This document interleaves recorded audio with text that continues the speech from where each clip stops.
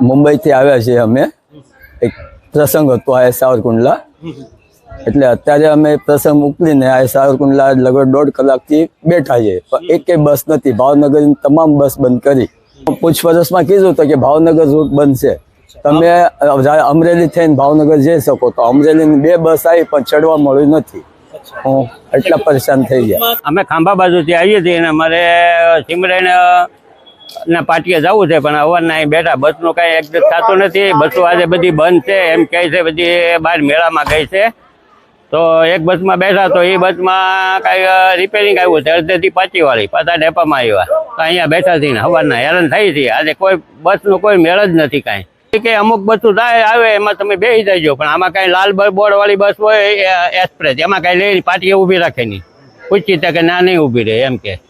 Local bus તો આ બસ એક જ આવી અત્યાર સુધીમાં. બાકી આ બધી એક્સપ્રેસ જે આવે એ લાંબા રૂટની એક્સપ્રેસ આવે છે. અંદરના ટૂંકા ગામડાની બસ તો છે જ નહીં, આવતી જ નથી.